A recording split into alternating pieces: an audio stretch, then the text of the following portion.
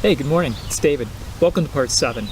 In this part we're going to, first of all, a little bonus feature. I'm going to fix those internal threads. If you remember the EGR valve, somebody had cross-threaded that, so we'll retap that. And we're going to prepare the surfaces of the manifold, install the gaskets, install that upper manifold. Really making some progress now. And put that final alternator bolt in, that one in the front. Power steering pump, exhaust gas recirculation valve, which is a toughie and takes some time. The air inlet duct, the big rubber piece, the fresh line that goes from the valve cover in the rear under the coil assembly, and the coil assembly.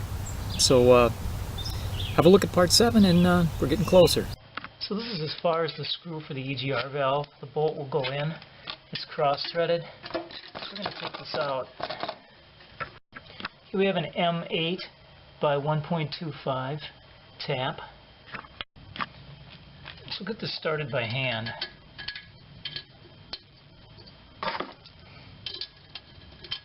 And we'll put our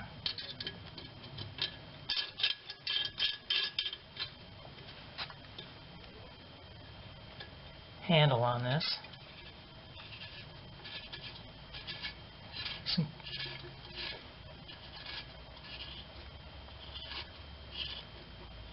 Get these threads back lined up properly.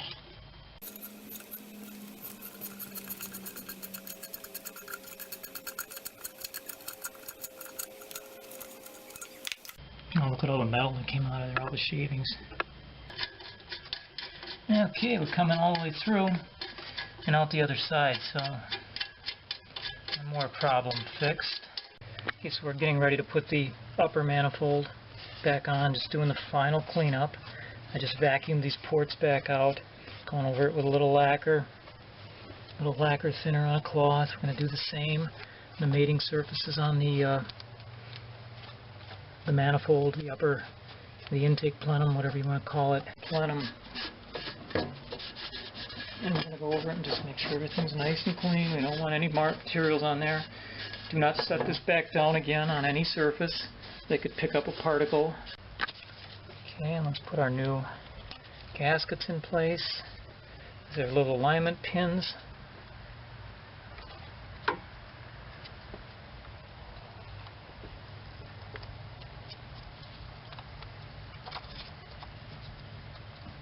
Now, mounting the intake plenum, otherwise known as upper manifold, we're going to kind of bring it in from the left over here. And we're bumping something here. There. Okay.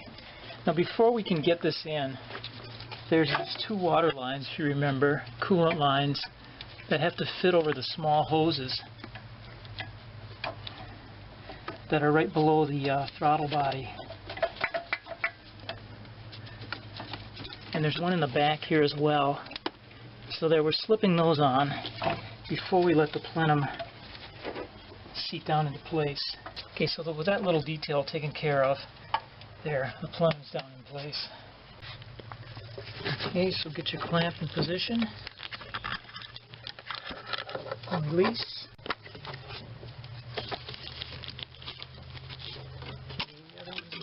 Now there's a nut under here that has to go on a bracket for this water hose. This just fits under here. It's a little stud that sticks out. We'll turn it on by hand, and then I think that's 13. Yeah, that's 13 down in there.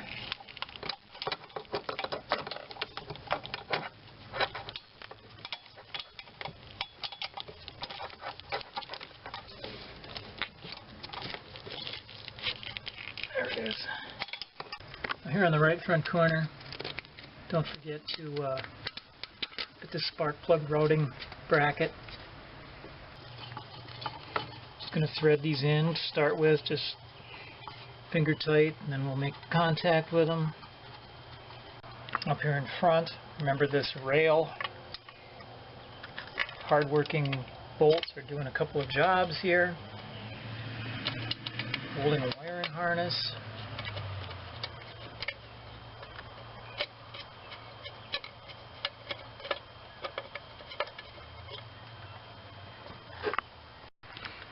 Middle rear bolt, also a hard-working bolt. holding a bracket down. It holds the, is eventually going to be holding the map sensor. Left rear bolt. This one has a stud nut combination.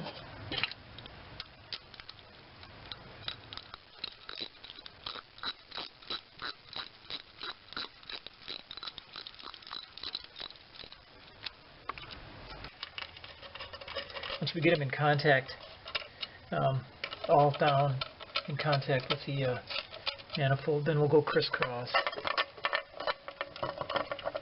Standard crisscross, of course. This one takes a deep well.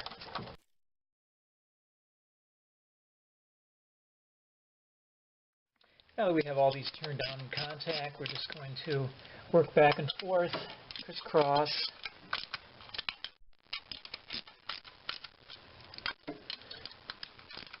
And the final torque is 12 on these, or 18 foot-pounds, I should say. Oh, now that we're in the corner. This one, of course, they had to get different and put 13 millimeter there. I think I'll just leave that on there and just keep kind of working these evenly.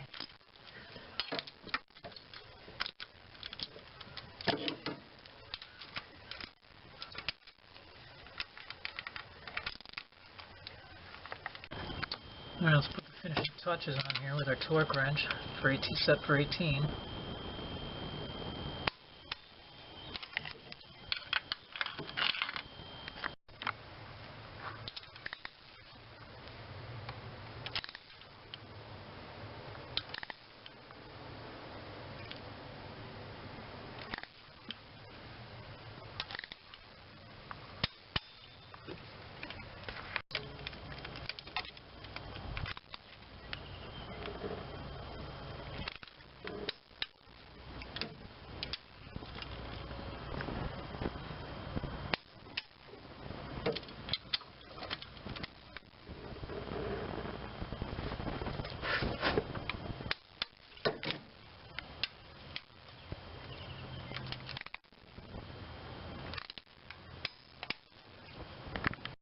Okay, now we can do this bracket for the alternator front bolt that goes after the left rear corner stud that mounts the upper manifold. This has that nut on it, that welded on nut for the alternator. So what I'm going to do is get this started in here to make sure they're lined up, because there's some free play here before we tighten this all up. Okay, let's turn this in first and then we'll tighten that one up. So this is 15 millimeter.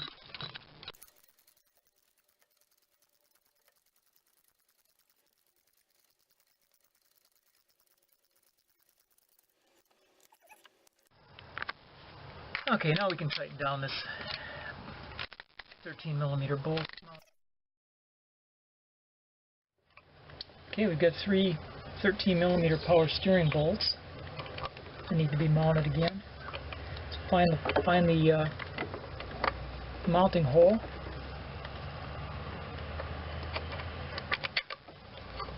And turn it in. Repeat 3 times. And then torque them down.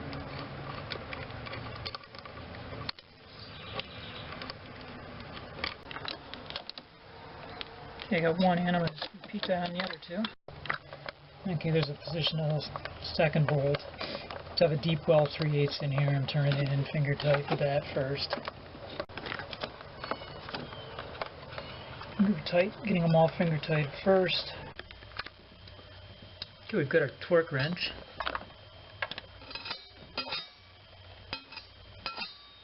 Set up for 25 foot-pounds.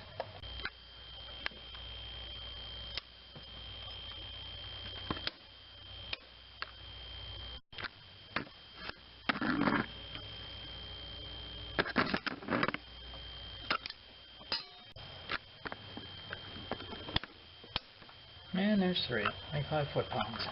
Okay, I'm going to do the EGR valve next. I'm going to do this inside bolt first. mainly because the other one had been, somebody had actually cross-threaded it. And one more thing I'm going to do is just throw some RTV on this. Because we're reusing the same gasket again. You've got the gasket in there. This one on this side over here, there is like nothing for room. Okay, I'm trying to turn this bolt in as far as I can by hand. So I decided to start with this one after all. The other one is just too hard to get at. But this is going to be time consuming. You know, I'm turning it a degree at a time, trying not to screw the threads up on it like someone else had done. Okay, a thumb wheel and a 10mm are working nicely on this side. So we're not going to tighten that all the way until we get the other one going. Okay, we're having some fun with this one. Dropped the bolt twice. Finally got it threaded. I've managed to tie off this dipstick so it doesn't get in the way as we try to mount this bolt. I only got a couple of degrees of rotation here as well, so I'm going to be down here a while.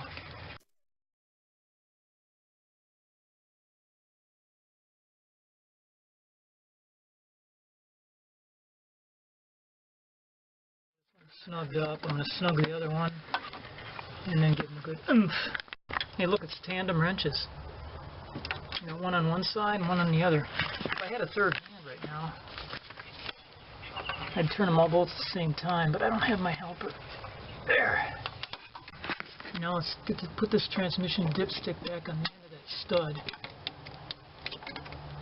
One more task to do. Put this little nut back on the end of that. I'm using this to try to get that nut in there. So I've jammed a piece of some paper in there so it won't fall out. Okay, that's working with the universal on there.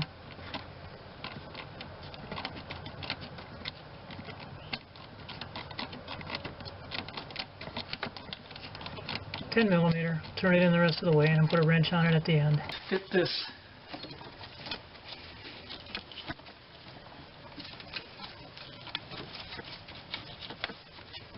another tight-fitting duct in here.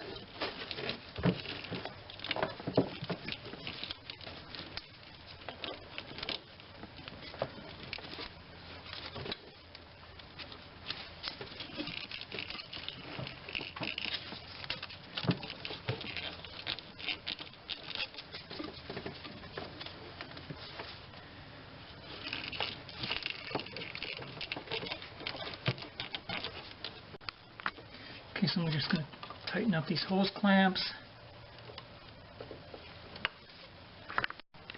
Okay, before we put the coil pack back in, this is a good time.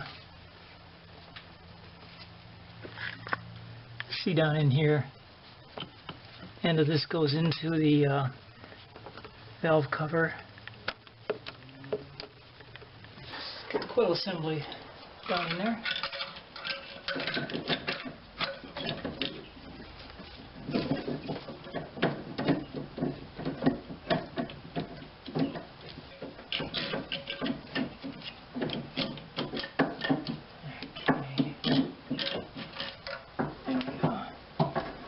Down below, going to, let's make sure we get this up here. Here's the map. It fits over a couple of studs down here.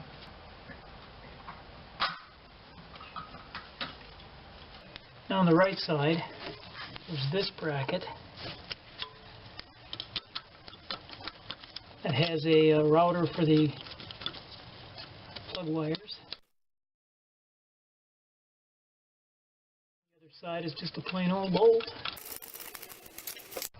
Plain old 10mm bolt. Doesn't need to be torqued hardly at all.